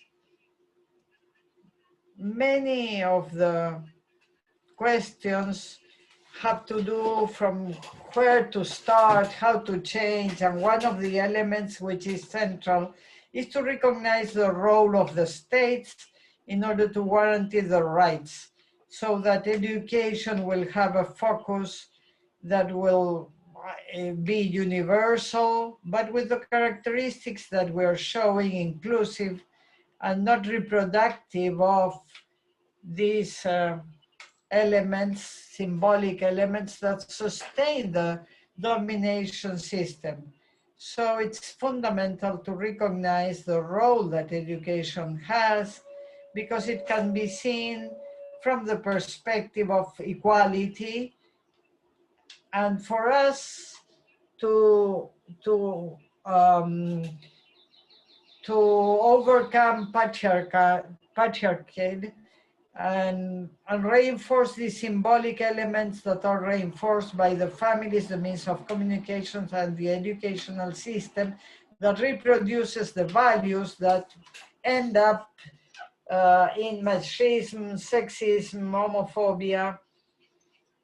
So we have to transform all that, this base, this symbolic base, that together with the material base dominates as a system and reproduce situations of inequality, and how these inequalities in our oppressive systems have some complicities, patriarchal with capitalism and colonialism.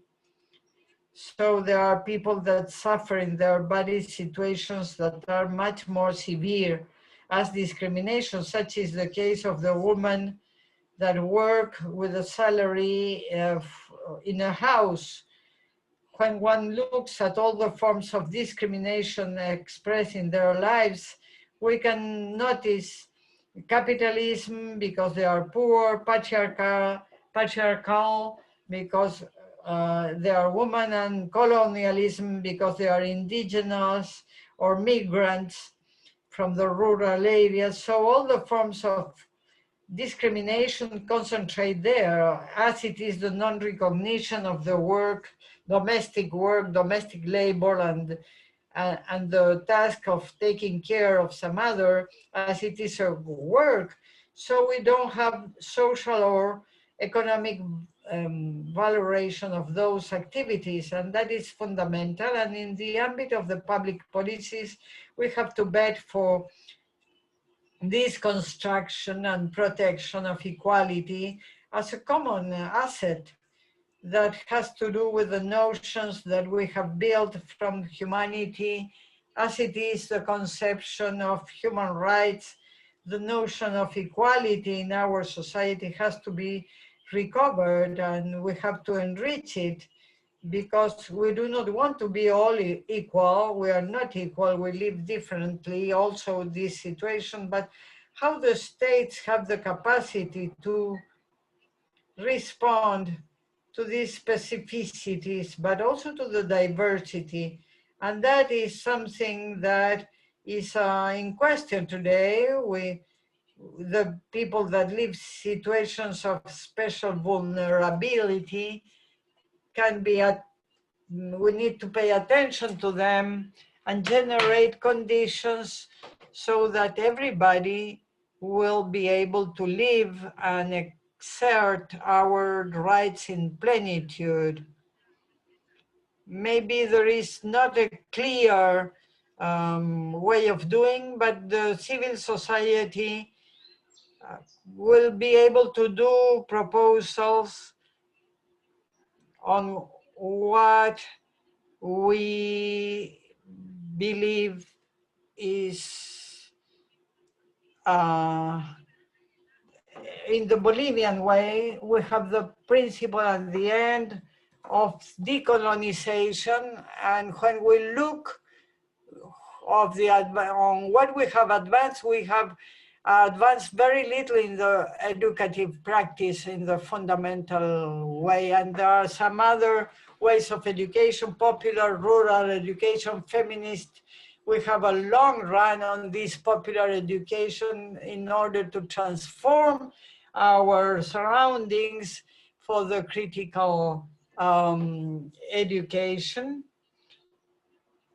These are the challenges we have: creativity, and also to recover the possibility of speak with the state in order to make proposals.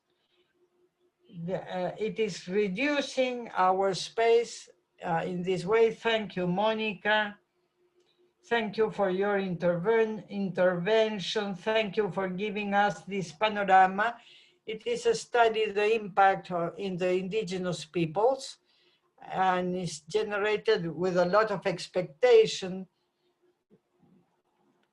So we would like that Libertad Pinto presents us some specific questions arise, like the countries that have developed in this pandemic virtual classes in indigenous languages have counted with the financial resources of the states, and which are the public policies that they have. And Libertad Pinto, which are the proposals that you have specifically in this field? Thank you, David. Well, at the beginning, it is difficult to speak about all the indigenous peoples' public policies for them, because we have to remember, as I said in the presentation, that in the region there are more than 826 indigenous peoples. And each one of them has a very different reality. And I mentioned that there are some other peoples with a transfrontier character, about 800 peoples that have that particular condition. So the policies that must be formulated must be according to the reality of each of these peoples, and the reality of them is different. So there is a common factor that has been highlighted during pandemic situation, which is the connection to internet. We know that many of the educative programs have been implemented through internet with distance learning, but this has not arrived to many of the original peoples because many of them are located in rural areas. There are several migration of the indigenous people to urban areas, but in the rural area, the difference, only 23% has an internet connection. So that is one of the main points to work as part of the public policies of democratization of the access and use of technologies of information and communication by the indigenous peoples, and in particular of indigenous women. In the same way, we can say that this problem has obliged us, the indigenous peoples, obliged us to ask ourselves and make an exercise of reflection on how the situation is in the community education in the different territories. How strong is this communitary education now? If it can give solutions to these kind of problems that we face today. And so we have to fortify, in the case that it isn't, these processes of our own education from the matrix of our peoples, according to the linguistic and cultural context. And finally, I want to mention that all these educational policies that can be stated, can be thought, must be implemented with the full participation of indigenous peoples. We have seen throughout the region different initiatives that have arisen as part of the original peoples, with the use of the radio, also with some other loudspeakers, for instance, and some other initiatives that have been used. So they have to be highlighted, fortified, and supported by the states. Thank you very much, David. Thank you, Libertad. The comments continue and we are on time, but I propose that we go forward for 10 minutes so that Celeste and Anderson can answer some questions. Celeste, we have some questions. Brazil, firm defense, education for the people that are handicapped. Many of the teachers says that this is not good, and why? Another question, you mentioned a very important thing, which is the reflection and the practice without losing the objective of education. And congratulations, Celeste, you have put a very important point, which is to change the relationships of power within the family. Yes, 5 minutes only. Thank you for all the comments.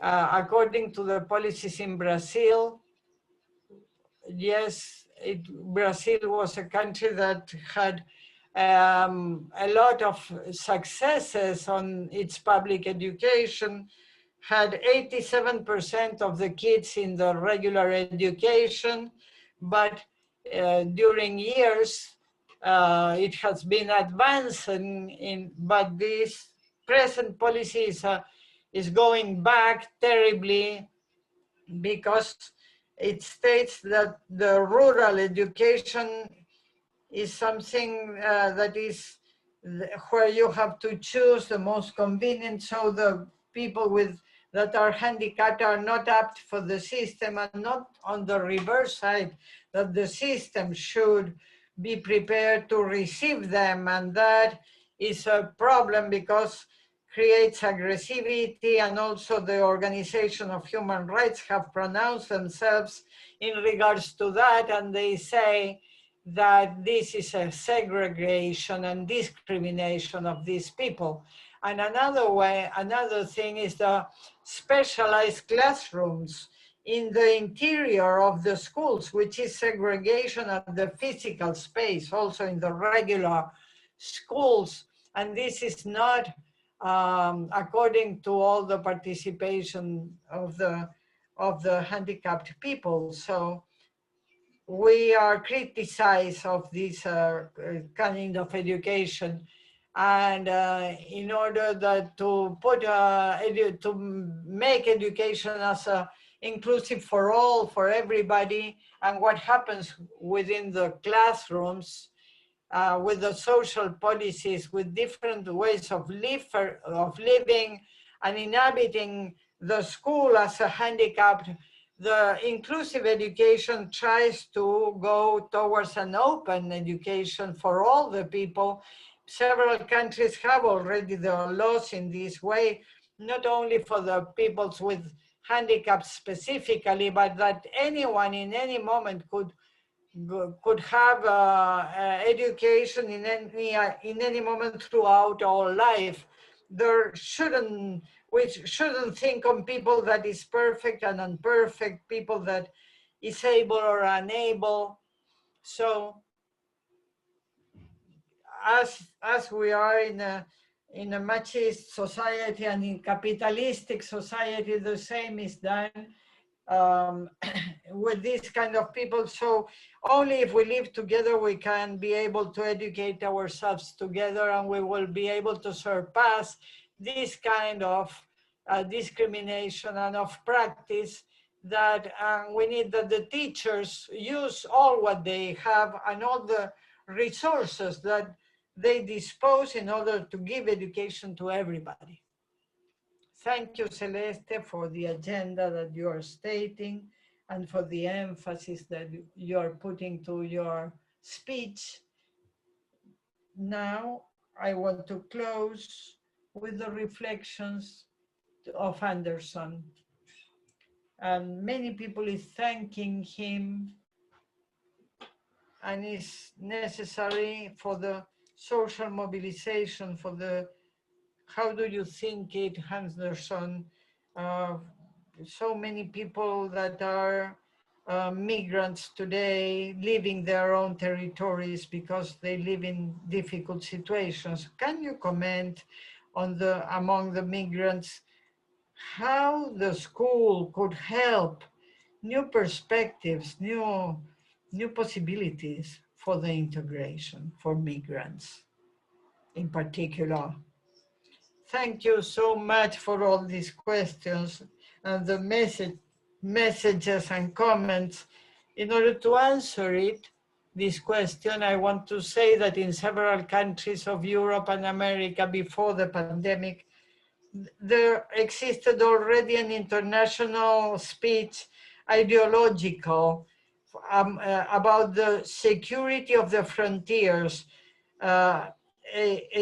a statement against the migrants, as in the United States or Europe or the Middle East, as a political strategy, that instead of a strategy for the right of mobility, the right of circulation, the right for the peoples, this discourse was showing itself through racism, and also becomes operative through the control of frontiers, of the regime of hypervigilance now in pandemia, of the walls that are being built, and all that has an implementation of measurements that restrict the movement of the people. A company in this last month with the development of administrative norms and technological gadgets for surveillance, for deportation. Many migrants are being deported, especially from the United States during pandemic. Central American migrants, for instance, in IT history, in the story of IT migration after the 80s or the 90s, a population of migrants, very significant, was deported to Haiti. During the 6 months of Haiti, of pandemia from February on August, 200,000 people from Haiti were deported from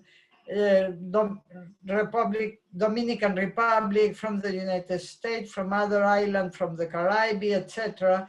So the schools and the universities and other institutions can help to change this, the way of thinking about the borders, the sense of the borders for the mobility of the people.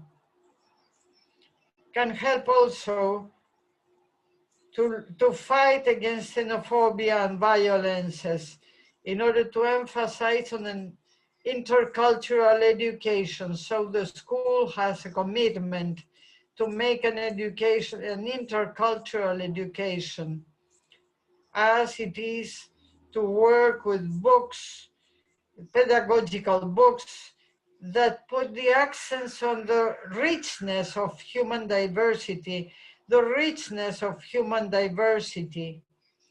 The schools and the universities also can make research, and through this research, we can use the results, the data of this research to give visibility to the vulnerable situations that leave migrants, and to help the states to develop public policies, putting emphasis on human rights, human rights of migrants, and also of education of the people.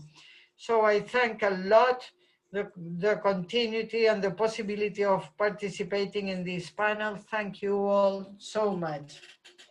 The ones that thank her, we are thankful because you put a lot of challenges in order to integrate this category in the educational practices. This is the big challenges for our nets and the movements for education.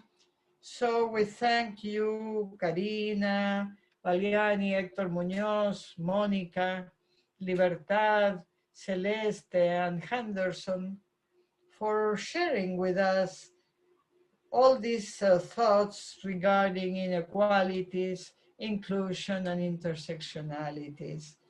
It's a big challenge.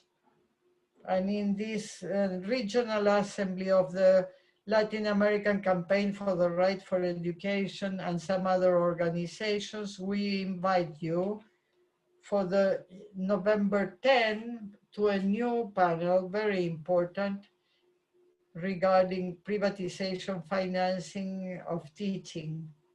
So let's wait, let's hope that we will have so many participants from these movements, which is very solidarian, and are moments in which we can build our public policies. I thank you all, and also to the technical team of CLADE that has made this possible. Thanks to all, and we get together again on the CLADE platforms, through Facebook, through YouTube, in order to continue with our next regional assembly. Thank you. Thank you all. Thank you all. Thank you. Big hug from Brazil. Bye-bye. Bye.